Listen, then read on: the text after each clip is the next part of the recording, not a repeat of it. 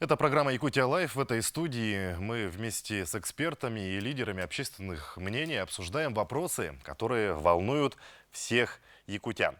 В республику возвращаются участники спецоперации, у кого-то заканчивается контракт, ну а кто-то не может продолжать боевые действия вследствие полученных тяжелых ранений. Главная задача сейчас – встретить бойцов и сделать все для того, чтобы они поскорее вернулись к нормальной, к своей привычной жизни.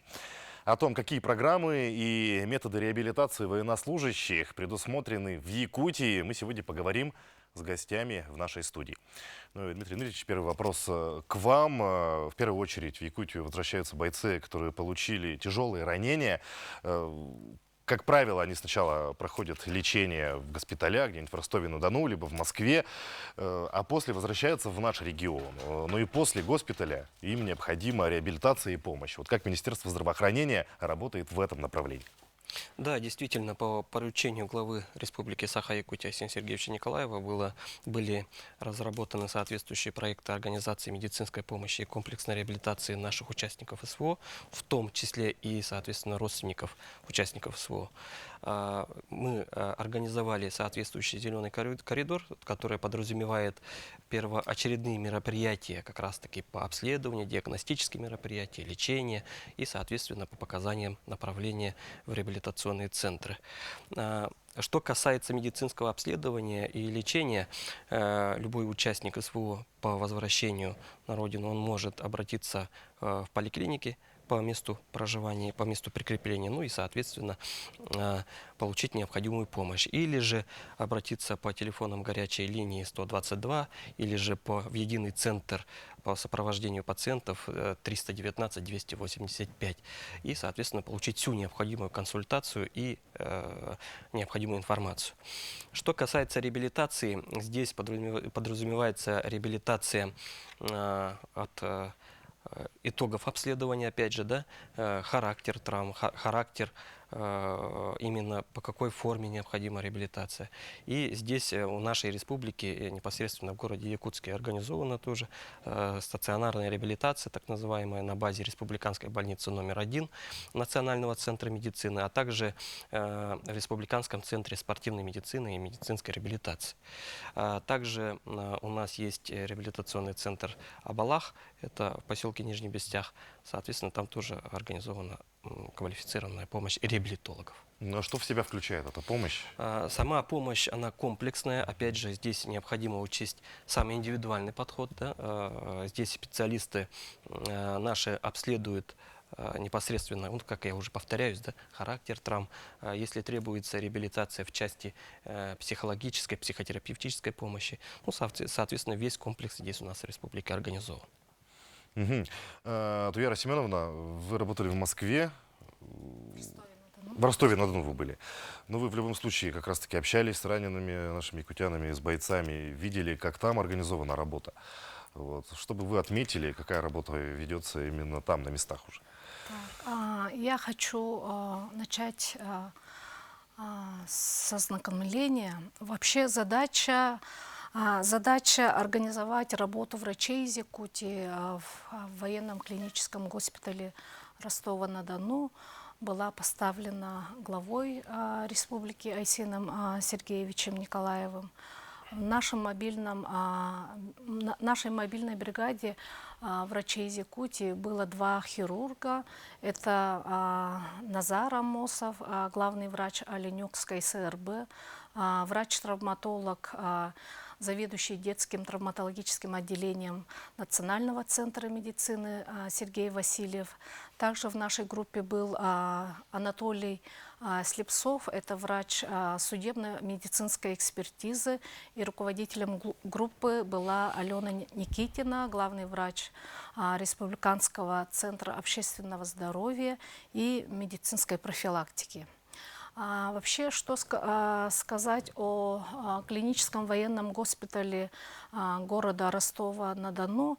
Это как бы первое военное медицинское учреждение, которое расположено рядом с зоной проведения специальной военной операции, и она является основным сортировочным госпиталем военным. В этот военный госпиталь эвакуируются, значит, раненые в основном с Донецкого, Луганского, Запорожского направления.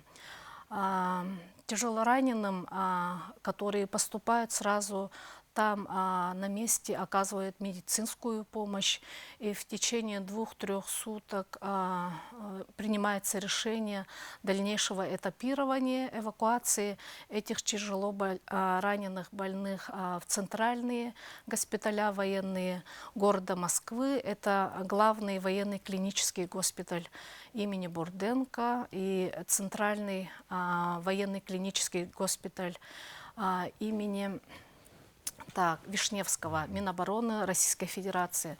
Также тяжелобольные направляются в город Санкт-Петербург, военно-медицинскую академию имени Кирова. Эти тяжелобольные раненые, то есть тяжелораненые бойцы эвакуируются транспортной военной авиацией.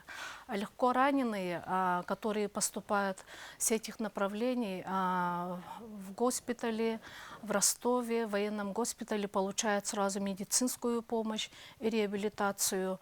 Значит, в течение 7 суток проводится лечение в среднем, потом решается также решение эвакуировать этих раненых в тыловые госпиталя города Самары, Ставропольского края, Саратова, Воронежа. Наших ребят из республики и участников СВО с Дальнего Востока эвакуируют в город Якутск и во Владивосток. Так, все лечение и реабилитация проводится в системе военных госпиталей Минобороны Российской Федерации. Значит, в рамках медико-психологической поддержки участникам СВО наша психиатрическая служба республики все-таки с первых дней начала активно участвовать в реабилитации этих больных. Наши врачи, психиатры, психотерапевты, клинические психологи проводят консультативно-лечебную помощь, профилактическую помощь участникам СВО, демобилизованным, родственникам, которые в настоящее время проходят лечение в центре, значит, в Республиканском центре медицинской реабилитации и спортивной медицины. Кроме этого, мы активно ведем прием этих граждан в нашем диспансерном отделении нашего учреждения по улице Лермонтова, 178/1. В основном к нам обращаются с тревожно-депрессивной симптоматикой, посттравматическим стрессовым расстройством. Хочу сказать, что когда один из членов семьи уходит в боевые действия, то тут кардинально меняется жизнь всей семьи. Значит, появляется высокий уровень тревоги этой семьи, связанный с ожиданием, вернется ли этот мужчина домой или нет. Поэтому уже в этом этапе, я думаю, нужно начинать на этапе призыва мужчины, нужно начинать всестороннюю поддержку этой семьи, включая и специализированную медицинскую помощь. То есть вы предлагаете, что, чтобы работа велась до отправки, получается, бойца в зону СВО, да? Вот, То есть нужно начинать уже тогда? Сразу, да. Нужно начинать сразу тогда, когда уже понятно, что мужчина должен поехать уже в специальную военную операцию. А по возвращении, значит, этого гражданина с зоны боевых действий, тут, конечно, другая адаптация. Его адаптация, значит, гражданской жизни, да, также нужна адаптация его семьи к нему, потому что человек, находившийся в зоне боевых действий, он все равно приходит немножко другим человеком, потому что у всех участников боевых действий в меньшей или большей степени обнаруживается вот такое расстройство, посттравматическое стрессовое расстройство.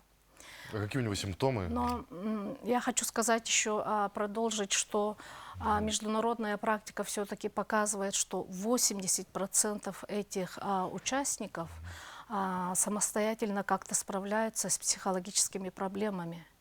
И только 20% военнослужащих необходимо оказывать специализированную медицинскую помощь.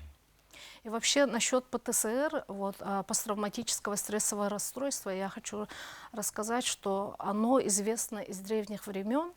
Оно в разное время называлось, конечно, по-разному. Сейчас мы знаем, что был афганский синдром, чеченский синдром, да? Но оно называется сейчас, в настоящее время, посттравматическое стрессовое расстройство. Это отдаленные последствия военных действий. Например, если хирургическая помощь, терапевтическая помощь может оказываться здесь и сейчас, то ПТСР – это все-таки отдаленные последствия. Человек ПТСР, посттравматическим стрессовым расстройством может заболеть через месяц или даже через полгода после возвращения домой из зоны боевых действий. То есть оно проявляется не сразу. Вот вы сказали о том, что 80% военнослужащих, да, справляются с ПТСР самостоятельно. А может ли быть такое, что ну, не справился человек, да, он ведет себя спокойно, а она потом может каким-то внутренним взрывом отразиться через год, через два, через Да, 5? вот поэтому и мы говорим об отдаленных последствиях все-таки этой травмы. И хотелось бы сказать, что все-таки граждане, которые возвращаются, нам хотелось бы, конечно, чтобы они обращались за специализированной помощью. Но не все 100%, да, хотя бы большая основная часть на первоначальном этапе обращалась бы не сразу, например, психиатрам, психотерапевтам, а хотя бы клиническим психологам или психологам, которые у нас работают в республике. Да? Понятное дело, что сейчас мы поняли, что основная масса людей с ПТСР, конечно, они отказываются от стационарного лечения в нашем учреждении, и что и понятно, в пользу амбулаторного лечения. Но амбулаторное лечение же подразумевает то, что человек в лучшем случае будет приходить на прием один раз в 5 дней, например. Да? Ну, там на приеме 15-20 минут посидит, поговорит, побеседует, и врач назначит лечение. Но что нам кажется, специалистам, что менее эффективное. И сейчас назревает как вопрос такой, что чтобы вот между стационаром и поликлиникой создать какое-то промежуточное звено. Вот давайте на этой мысли мы сейчас закончим. У нас сейчас небольшая пауза. Буквально через пару минут мы вернемся и продолжим обсуждать нашу тему.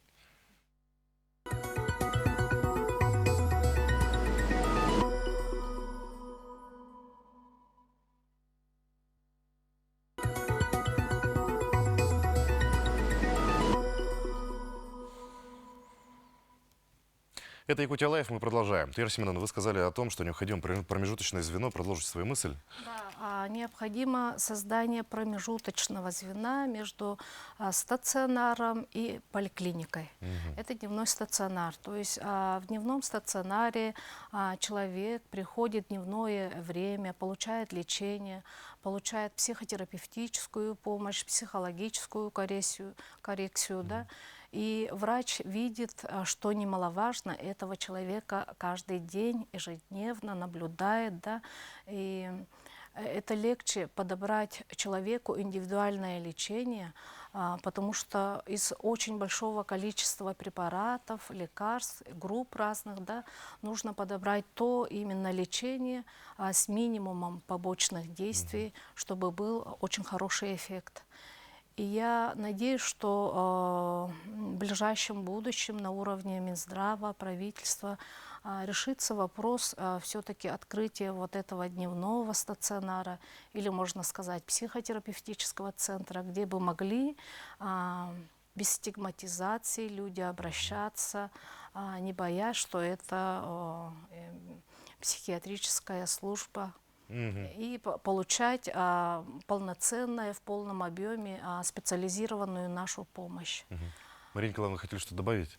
Да, я вот хотела бы добавить по поводу реабилитации военнослужащих, да, и по реабилитации семей. Нашим центром эта работа ведется с марта месяца, да, то есть у нас с марта месяца ведутся группы мам, контрактников, группы поддержки. В данный момент у нас ведутся группы поддержки жен мобилизованных, группы поддержки семей погибших. Они у нас идут. Да, это не только вот в Якутске, это сейчас и в наших филиалах в районах ведется, да. То есть идет взаимодействие и межведомственных психологических служб координации, да, поскольку вот в 2021 году наш центр был назначен, наше Министерство по молодежной политике было назначено координатором психологических служб, да, и на межведомственной комиссии Ольга Валерьевна Балабкина обратила на это особое внимание, на то, что этот механизм должен заработать в рамках как раз-таки СВО по междисциплинарному взаимодействию. Да. Вот участники здесь, кстати, этой межведкомиссии присутствуют, поэтому в курсе, да, ведь о том, что такая задача перед нами поставлена. Да? Сейчас вырабатывается порядок оказания междисциплинарной помощи семьям, да? Но я хочу отметить то, что вот говорит коллега, да? Что нужно работать с семьей. У нас эта работа сейчас активно выстраивается. Она выстроена вот в этих группах. Мы готовим семьи к тому, что когда придет военнослужащий, с чем они могут столкнуться. С какими проявлениями, да, у бойцов, с какими трудностями вот у раненых, например, да, у кого ампутированы конечности, да, вот, и так далее. То есть готовим семьи, потому что в первую очередь на человека будет влиять семья. Это ближайшее окружение. И мы в своей практике убедились в этом, да, потому что многих демобилизованных, да, или вот ребят, которые приехали, скажем так, в краткосрочный отпуск, приводят к нам мамы и жены в первую очередь. Ну, в первую очередь мамы, да, потому что... сами отказываются идти. Ну, как сказать... Типа я мужчина, я такой сильный, и зачем мне это надо, да? То есть позиция такова. Ну, здесь, скажем так, больше, наверное, и этот момент тоже, да, потому что справиться. А с другой стороны, все-таки им хочется, наверное, вот как-то ближе к родственникам быть в этот момент, да, но мамы понимают, мамы видят, что что-то с ними происходит не так. И вот мы здесь выстроили взаимодействие с Якутским психоневрологическим диспансером. Мы периодически вот рекомендуем, да, именно вот помощь психотерапевта или врача, да, медика. А в том числе и параллельно мы работаем с семьями для того, чтобы все-таки эти люди, как бы, скажем так, через семью получили мотивацию, что нужно возвращаться к мирной жизни, да? Потому что на самом-то деле жизнь разделилась до и после, и многие, когда вот приезжают, они так оглушение тишиной, да, вот здесь по-другому, да, их тянет туда, жизни, да, другой наверное, ритм да. жизни, их тянет туда. У многих есть чувство вины, да, мои товарищи там, а я здесь. Многие просто, как бы, скажем так, разучились в мирной жизни жить. А кто их может вернуть? В первую очередь это семья. И, конечно, мы работаем, и потому что в семье был у них опыт, вот до войны есть опыт мирной жизни, он у них есть. И нам важно вот эти точки опоры выявить. Но он же тоже разный, этот опыт жизни. Да. И вот нам важно совместно, может быть, и с ним, и с его семьей найти вот эти точки опоры, чтобы человек снова обрел смысл жизни, жить в мирное время, скажем так. Через семью ресоциализация идет в основном. Например, для социализации может быть полезно вернуться на работу. Это может быть полезно? Конечно. Вот здесь, когда все равно, вот, скажем так, первичный этап проходит медицинский, да, еще начиная в военном госпитале, потом они попадают в медицинское учреждение, потом дальше начинается междисциплинарное взаимодействие, маршрутизация так называемая, да. Здесь они сначала могут, например, попасть через службу занятости, и там, например, если инспектор определяет, что человеку помимо этого необходима психологическая помощь, он направляет к нам. То же самое, когда к нам приходит человек, мы видим, что для этого человека, например, или обучение нужно, да, если это молодой человек ушел, не успел получить профобразование, или если уже человек пришел, скажем так, с такими травмами, которые ему необходимы для того, чтобы вернуться к жизни, мирной жизни, пройти переобучение, получить новую профессию, то мы, конечно, маршрутизируем службы занятости, да. То есть вот эту систему междисциплинарную надо, скажем так, активизировать, Конечно. да, то есть чтобы она Да, конечно, заработала да. как часы. Конечно, Скажем здесь так. очень было правильно сказано, что необходимо работу вести уже до отправки участника СВО в зону боевых действий, но и во время. То есть я хочу сказать о том, что именно в системе здравоохранения уже комплекс мер разработан в части медицинского сопровождения близких родственников участников СВО. То есть не секрет, что когда участник СВО едет в зону боевых действий, здесь остаются родственники, да, близкие родственники, которые могут ощутить на себе ощущение покинутости, да, как-то их бросили там, и так далее и тому подобное. Но на самом деле это не так. Мы следим за женами, у кого ожидается пополнение в семье, мы взяли на особый контроль эти категории граждан, да, и, соответственно, их сопровождаем. Но все-таки, чтобы вернуться к полноценной жизни, да, необходимо чем-то заниматься, наверное, в первую очередь возвращаться к работе. Вот. Елена Виссарионовна, расскажите, какую работу в этом направлении ведет служба занятости у нас здесь? Да, ну я начну с того, что, во-первых, вот этот наш порядок межведомственного взаимодействия, так сказать, жизненная ситуация возвратился со специальной военной операции. У нас был еще разработан в мае прошлого года на оперштабе под руководством заместителя председателя правительства Ольги Валерьевны Балабкиной. Мы все включены в эту работу, но пока сейчас в массовом порядке у нас граждане не принимают, не прибывают, но тем не менее мы все готовы. Как уже отметили коллеги, большинство вернувшихся со специальной военной операции сейчас в надежных руках наших медиков, наших психологов проходят реабилитацию, восстановление здоровья. Но, тем не менее, во-первых, на федеральном уровне принято решение о сохранении рабочего места за гражданином, который призван, мобилизован на специальную военную операцию. И, безусловно, все наши работодатели ждут возвращения наших ребят на рабочие места. В случае, если по каким-либо причинам гражданин не был трудоустроен, был безработным, состоял у нас на учете, то, безусловно, так же, как и мои коллеги, все услуги в сфере занятости населения на такой категории граждан мы оказываем в приоритетном порядке. А это целый комплекс услуг. Это также у нас есть свои собственные психологи, которые помогают гражданину адаптироваться на рынке труда, пройти социальную адаптацию, профессиональную ориентацию, выбрать правильную профессию. При необходимости мы можем направить его на профессиональное обучение или дополнительное профессиональное образование. Ну и, безусловно, у каждого человека назначается куратор. От центра занятости до факта трудоустройства мы сопровождаем этого гражданина и некоторое время будем уже и контролировать его адаптацию уже в трудовом коллективе. Вот, поэтому, в принципе, у нас на сегодняшний день порядка 13 тысяч открытых вакансий по 21 виду экономической деятельности в республике. У нас наблюдается дефицит кадров, поэтому работодатели ждут возвращения наших ребят. Я желаю всем пройти побыстрее реабилитацию, восстановить здоровье, а работу мы найдем точно каждому. Но бывает такое, что военнослужащий оставляет свою должность, эта должность за ним сохраняется, но, например, получает тяжелое ранение в зоне боевых действий, возвращается и уже на этой должности работать не может, ну, по каким-то либо причинам. Что вы делаете в такой ситуации, как помогаете здесь?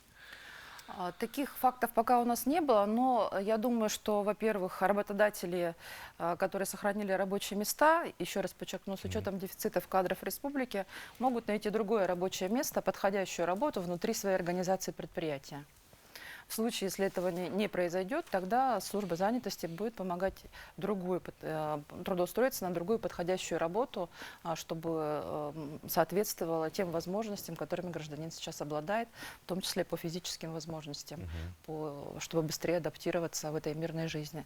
Но я также соглашусь с коллегами, что труд один из главных механизмов адаптации к мирной жизни.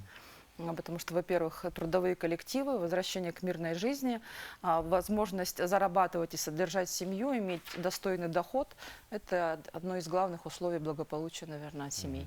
А есть ли какой-то приоритет, да, для военнослужащих при трудоустройстве? Или, может быть, как мера поддержки для семей военнослужащих существует какой-то приоритет?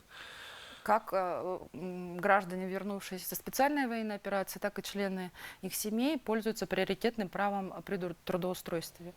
Мы мониторим. На сегодняшний день только 7 человек нам обратилось. 3 человека у нас проходят профобучение, 2 человека уже трудоустроены. Еще раз повторю, каждый человек у нас на учете, и персонифицированное сопровождение будет обеспечено каждому гражданину. Ну вот сколько человек уже обратились в службу занятости вот, для трудоустройства после возвращения из зоны спецоперации? 7 Пока граждан, что 7 да, человек, пока да? 7 граждан обратилось, но мы сейчас буквально на прошлой неделе с коллегами установили уже также оперативное межведомственное взаимодействие. Будем, не дожидаясь окончания реабилитации, уже устанавливать связь с гражданами и также предлагать свои услуги, в том числе в сфере занятости населения и в сфере психологической поддержки, чтобы каждый понимал, что его ждут, ему рады, и мы готовы предоставить все условия для возвращения к мирной жизни. Ну, действительно, для возвращения к мирной жизни необходимо социализироваться. Вы совершенно правильно говорите о том, что труд, в первую очередь, возвращает к нормальной жизни. Когда человек трудится, он действительно понимает свое место в жизни, свою ответственность в семье. И, соответственно, ему проще уже найти общий язык со всеми членами общества. Сейчас у нас еще одна небольшая пауза. В скором времени мы вернемся и продолжим обсуждать нашу тему. Не переключайтесь.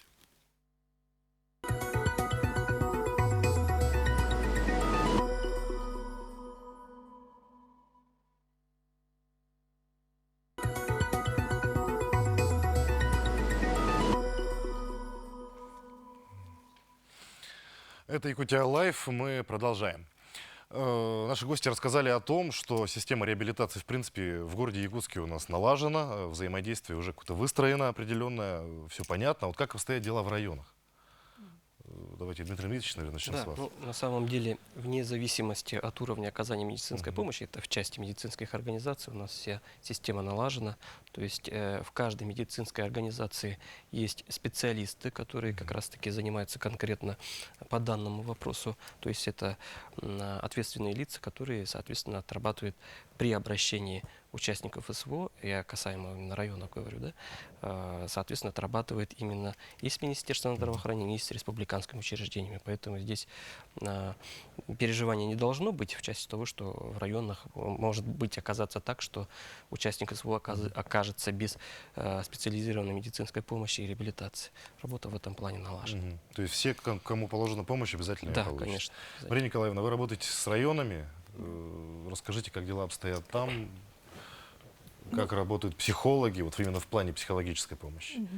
Что вот касается тех районов, где у нас есть службы, да, наши филиалы Республиканского психологического центра, скажем так, у наших филиалов есть опыт взаимодействия межведомственного, да, это в рамках вот 120-го ФЗ, то есть органа системы профилактики, да, опыт межведвзаимодействия, в принципе, он выстроен. Да, с тем же центрами занятости, с управлением соцзащиты, с медицинскими организациями. Мы вот в период пандемии активно работали, сотрудничали, да, как с медицинским персоналом, так и с пациентами постковидного синдрома, да, профилактикой.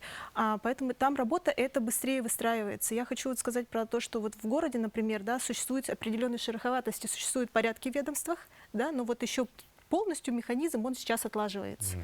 Имеет свои определенные, конечно, вот процессы, да, вот эти вот установочные. А в районах, поскольку там это все ближе, компактнее, конечно, там эта работа строится быстрее. Там вот, насколько мы проанализировали эту работу, вот когда была частичная мобилизация объявлена, да, в сентябре месяце, очень быстро подключались все ведомства. Да, то есть буквально глава звонит, каждое ведомство, нужно прийти сюда, вам нужно быть здесь, и районы очень оперативно эту работу выстроили. У многих уже существуют внутриведомственные, вот на муниципальном уровне вот эти механизмы отлаженные. Да? Особенно в тех районах, где было высокое количество мобилизованных, да? Скажем так. Поэтому в районах с этим попроще, скажем так. Да? И особенно это проще там, где хорошо выстроены отношения до этого были, да? Скажем так, между учреждениями, между ведомствами. Поэтому эта работа, в принципе, там поставлена. Спросим у Туяры Семеновны, да, вот что важно, особенно важно при работе с тяжело ранеными бойцами, чтобы вы отметили? Так, все-таки я хочу сказать, что работа, она всегда с каждым человеком, она индивидуальна. Например, все раненые, да, тяжело раненый человек может быть в силу своих характерологических особенностей, да, быть стрессоустойчивым, психоэмоционально стабильным. И у него и ранение проходит ну, выздоравливает быстрее, например, да, и переживают эту травму быстрее. И, например, с легкими ранениями человек изначально был немножко тревожным, тогда вот этот человек впадает в какое-то состояние уныния, тревоги, депрессии, и нужна, значит, индивидуальная помощь психологическая и психотерапевтическая помощь. То есть там различий особо нету. Важно то, что когда раненый попадает сразу в военный госпиталь, например, да, нужно дать ему понять, что все-таки всецело его поддерживает. Поддержка идет медицинская, социальная поддержка, психологическая поддержка. И очень важно дать понять, что поддерживается не только он, а его семья на родине. Важно еще дать, вот, например, в моем случае, когда я работала в командировке, я всегда начинала свои ну, беседы психотерапевтические, да, психологические коррекции всегда с благодарности раненому, потому что они это должны знать, мы должны благодарить их. Потому что человек оказался все-таки на передовой. Сейчас волонтеры активно работают в этом направлении. Это, то есть Впечатление. письмо бойцу, Да, например, да? Вот как вы считаете, эти акции, они вообще имеют какую-то пользу? Да, Они несут пользу да, для да, да, бойцов? да. Эту акции имеют пользу. Просто я хочу сказать о том, что каждый раненый должен знать, чувствовать всю поддержку, которую оказывает общество, наше общество, да, и они действительно чувствуют эту поддержку именно нашей республики, когда мы были в командировке, узнав, что приехали врачи с Якутии, раненые были очень рады, и это все равно положительно повлияло на психоэмоциональное их состояние. Даже просто пообщаться с в первую земляками, очередь, которые да, приехали, да, да? да, да. И, конечно, вот медицинская реабилитация идет в военных госпиталях, и тут же одновременно начинается и психологическая реабилитация всех этих раненых. Когда мы были в командировке, там очень большое количество клинических психологов с Министерства чрезвычайных ситуаций Российской Федерации было. И были вовлечены в эту работу почти все клинические психологи из Ростовской области. А моя цель и задача, то есть, в принципе, там психологов и психотерапевтов и психиатров хватало, а наша цель и задача именно была такая, что мы носители языка, и в основном наши солдаты это с отдаленных районов были ребята, да, с районов, у которых были какие-то действительно языковые проблемы, когда психолог с МЧС приходит, начинает, ну, хочет разговорить человека, да, он замыкается.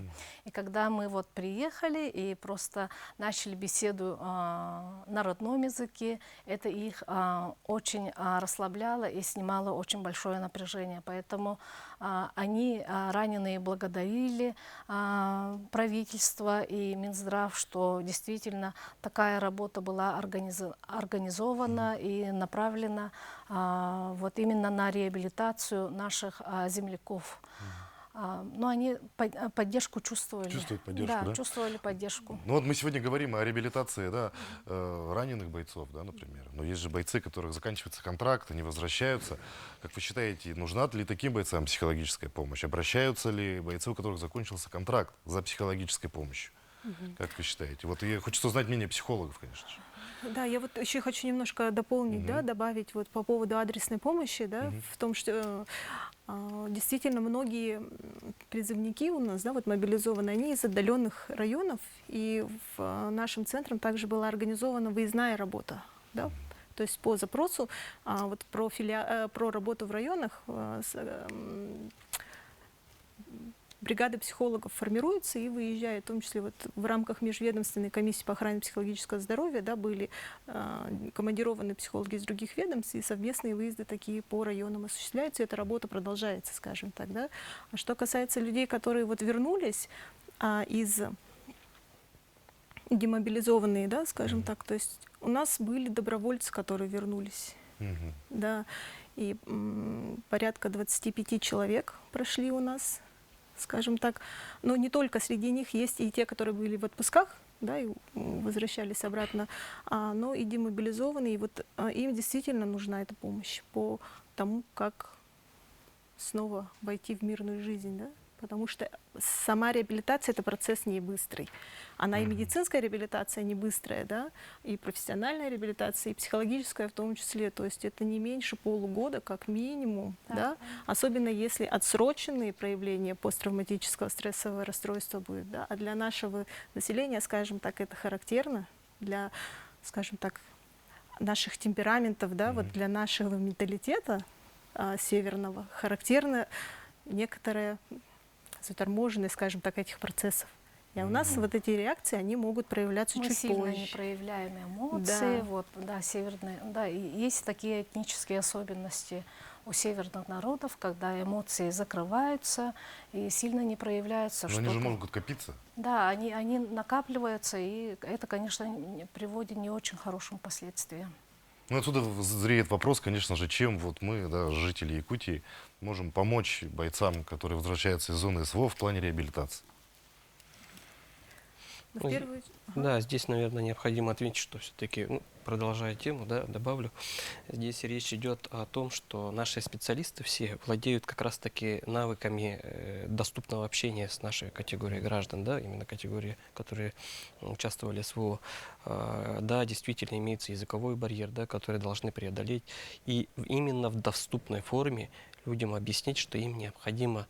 Есть же проблема, когда, это уже было озвучено, когда сам участник не приходит самостоятельно к тому же психотерапевту, да, клиническому психологу. А Ему, может быть сделать так, чтобы все участники спецоперации проходили психолога? ну, понимаете, мы не можем заставить людей. Одно дело, допустим, чтобы качественная была психотерапевтическая помощь, осознанно пациент должен сам подойти.